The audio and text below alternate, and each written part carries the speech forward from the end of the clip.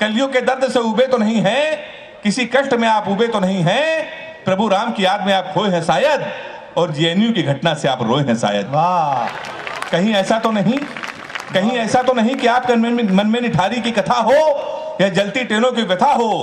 प्रभु बोले तेरी बात सही है। इन पंक्तियों में पूरे सदन का आशीर्वाद चाहता हूं।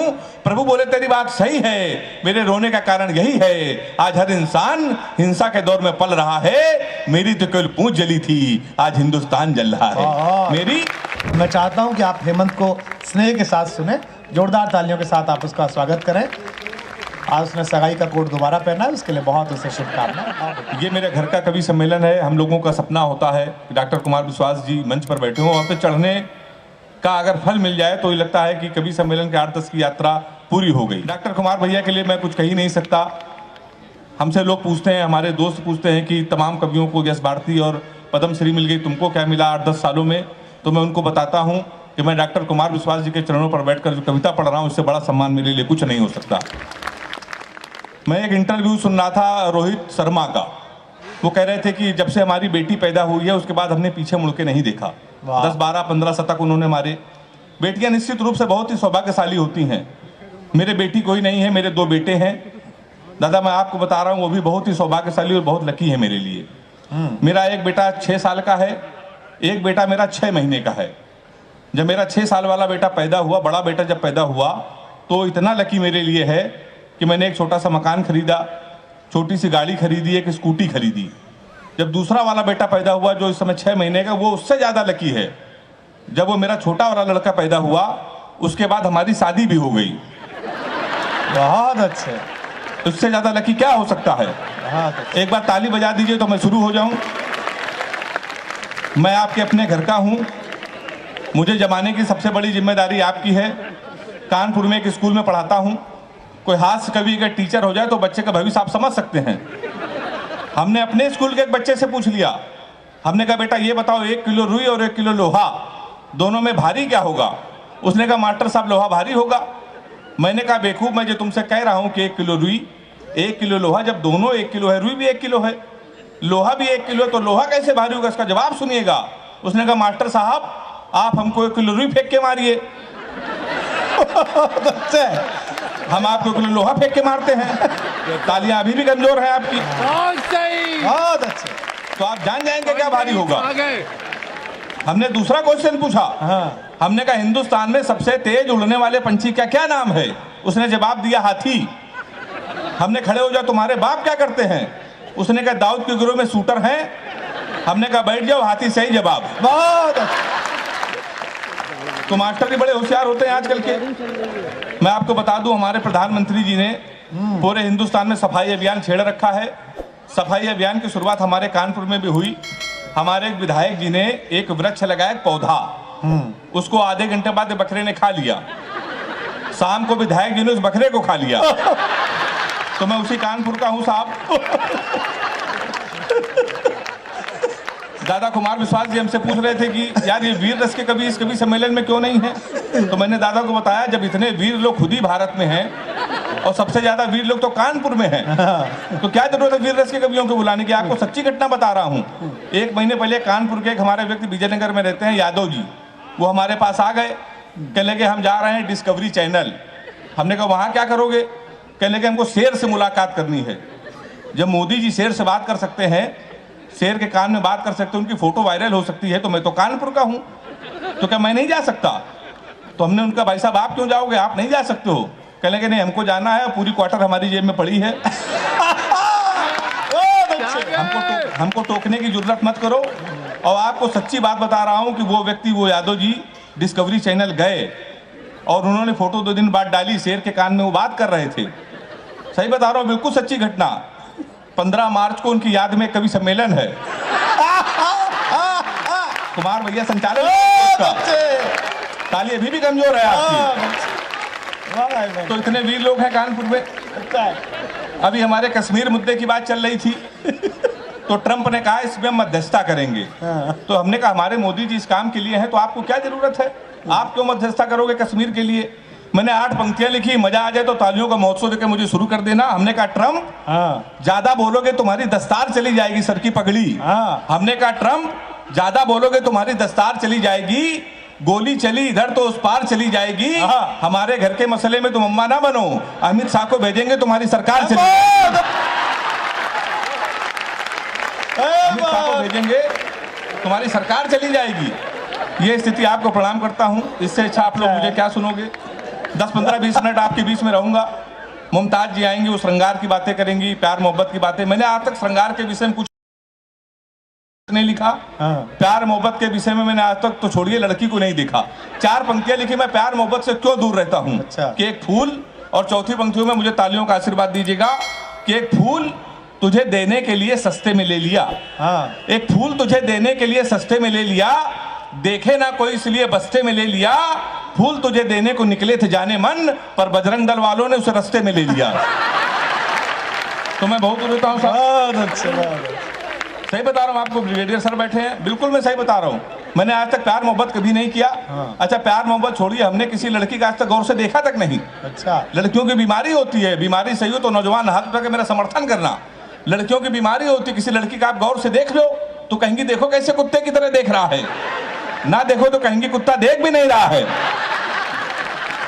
तो मैं साहब बहुत दूर रहता हूँ प्यार मोहब्बत से। अच्छा, प्यार मोहब्बत तो छोड़िए, हम लोग तो हाथ से कभी हम लोगों को सीरियस नहीं लेता। हम लोगों को शादी बहुत मुश्किल में होती है। हमारे तमाम रिश्ते आए, पता चला लड़का हाथ से कभी रिश्ते वहीं से लौट गए, कोई सीरियस लेता ही नहीं है। एक रिश्ता हमारे आया, लड़की की माँ ने हमारी माँ से पूछा लड़का क्या करता है। हमारी माँ ने कहा कवि है। बोले उनके पिताजी क्या करते हैं। बोले वो भी कवि। बोले उनके पिताजी। बोले वो भी कवि। बोली क्या घर में कोई इंसान नहीं है। रिश्ता लौट गया। 1 महीने बाद फिर एक रिश्ता आया, फिर लड़की की माँ ने पूछा लड़का क्या करता। हमारी माँ ने कहा कवि। उन्होंने कहा शादी मंजूर। अच्छा, कवि के नाम से कई रिश्ते लौट गए थे, हमारी माँ ने कहा मंजूर क्यों। वो बोली जोड़ी बहुत अच्छी रहेगी, आपका लड़का कवि, हमारी लड़की पागल है। तो तमाम रिश्ते हमारे लौट गए। लेकिन आपको बता दूं, तुम्हारे भैया एक दिन हमारी शादी तय हो गई थी। अच्छा। आज के 10 साल पहले। लेकिन हो नहीं पाई थी उस समय। हमारी जब शादी तय हुई तो हमारे पिताजी ने कहा बेटा कि लड़की हमने पसंद कर ली है, हमको और तुमको साथ में चलना है लड़की को देखने। तो हमने कहा पिताजी ठीक है, शादी वैसे भी नहीं हो रही, आप चलिए लड़की को देख लीजिए। फिर उनका अचानक फोन आया कि बेटा हमको ऑफिस में काम आ गया है, तुम अकेले जाओ लड़की को देख आओ। अच्छा। और पहली बार जा रहे हो, खाली हाथ मत जाना, कुछ लेके चले जाना। तो हम कानपुर के, हम कट्टा लेके पहुंच गए। 2.5 साल बाद हमारी जमानत हुई। बहुत अच्छे, अब क्या ले जा सकते हैं। तो उसके बाद फिर एक हमारा रिश्ता आया। इस बार लड़की के पिताजी आए, कहने लगे तुमसे 2-3 क्वेश्चन पूछेंगे। लड़कों का आजकल इंटरव्यू ले, हमने पूछिए, कहने लगे कि तुम पढ़े लिखे कितना हो।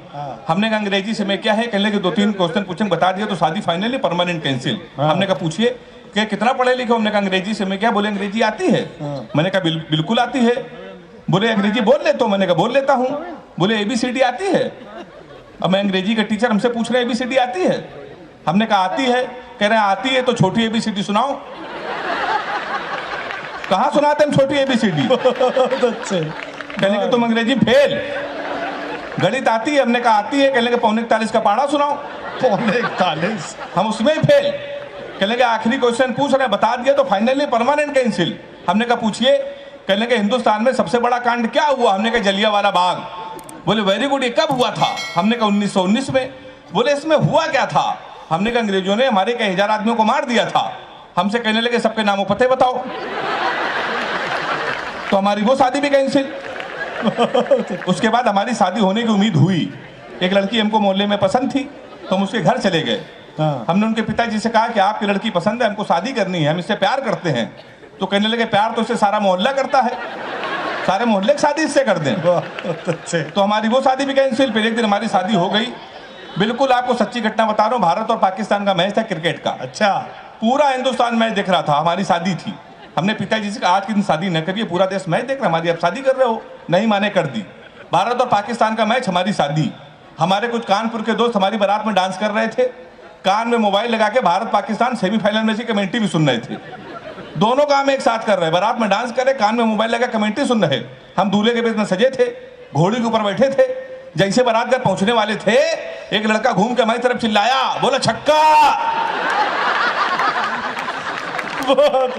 हम डर गए भाई साहब। हमने कहा कहां छक्का। कहने लगा विराट कोहली ने मारा है। तो हमने कहा कोहली ने मारा तो हमारी तरफ क्यों देख रहे हो। शादी के पहले दिन छक्का कह रहा और देख के हमको, हमने कहा अब की मारे तो हमारी तरफ ना देखना। पता चला 2 मिनट में इंडिया मैच जीत गई। किसी ने खुशी के मारे घोड़ी के नीचे सुतली बम रख दिया, बम फटा तो घोड़ी भागने लगी, हम भी भागने लगे। हमने चलती घोड़ी से पिताजी को फोन मिलाया, हमसे बोले कहाँ बेटा? हमने कहा पिताजी हम भाग रहे हैं। बोले किसके साथ? ताली तो आप लोग ऐसे बजा रहे इसमें बारात आए थे।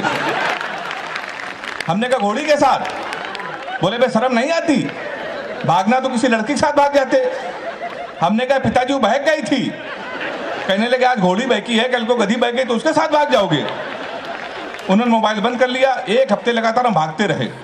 1 हफ्ते में जब हमको होश आया तो हमने अपने आप को जंगल में पाया। वहाँ 4-5 आदमी खड़े थे। हमने कहा कानपुर का पता बता दो ना, बीबी को विदा कराना है। तो उन्होंने कहा देखो ऐसा है, हमारे यहाँ रामलीला का पाठ चल रहा है, ये राम है ये लक्ष्मण है, सूप नखा का रोल जिसे करना था नहीं आया, तुम सूप नखा का रोल कर लो। हमने कहा इसमें क्या करना पड़ेगा?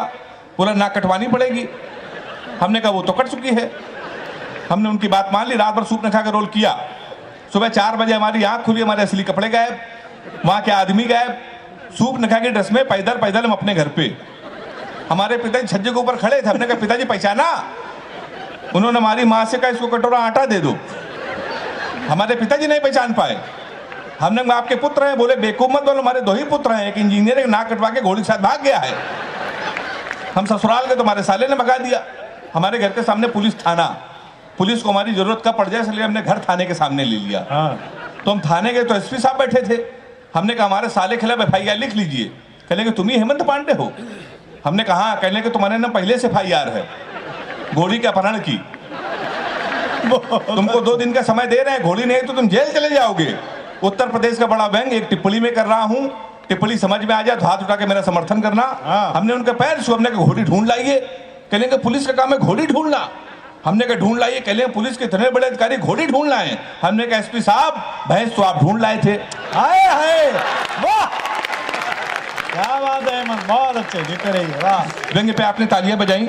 एक अंतिम कविता हम लोग, ये कवि सम्मेलन एक शाम डॉक्टर कुमार विश्वास जी के नाम है। आधे मिनट की कविता पढ़कर मैं अपना स्थान लेना चाहता हूँ। अधिक से अधिक डॉक्टर साहब को सुनना है। स्वागत। एक रात में सोया ही था, सपने में खोया ही था, देखा कि जो लोग नफरत के बीच बो रहे हैं, सामने खड़े हनुमान जी रो रहे हैं। हमने कहा आप तो भगवान हैं, फिर आपको रोने की क्या जरूरत?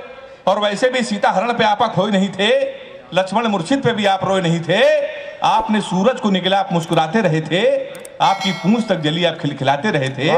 फिर प्रभु आप क्यों रोए? कलियुग के दर्द से उबे तो नहीं हैं, किसी कष्ट में आप उबे तो नहीं हैं, प्रभु राम की याद में आप खोए हैं शायद, और JNU की घटना से आप रोए हैं शायद। कहीं ऐसा तो नहीं, कहीं ऐसा तो नहीं कि आपके मन में निठारी की कथा हो या जलती ट्रेनों की व्यथा हो। प्रभु बोले तेरी बात सही है। इन पंक्तियों में पूरे सदन का आशीर्वाद चाहता हूं। प्रभु बोले तेरी बात सही है, मेरे रोने का कारण यही है, आज हर इंसान हिंसा के दौर में पल रहा है। मेरी तो केवल पूंछ जली थी, आज हिंदुस्तान जल रहा है। मेरी तो केवल पूंछ जली थी, आज हिंदुस्तान जल रहा है। और वैसे भी चुनाव का मौसम आ गया है, कुछ नेता हमारे मंदिरों में आएंगे, हमारी झूठी कस्में खाएंगे। डरता हूं देश आतंकवाद महंगाई लाचारी में ना खो जाए, मंदिर मस्जिद के नाम पे कि दंगा ना हो जाए। क्योंकि जो प्यार को सींचते थे कसाई हो गए, कल तक भाई भाई थे दंगाई हो गए। यदि एक भी बेकसूर का खून धर्म के नाम पे बहा, तो मैं चैन की नींद कैसे सोऊंगा? अभी तक तेरे सपने में रोया था, फिर हकीकत में रोऊंगा। बहुत अच्छा, बहुत अच्छा।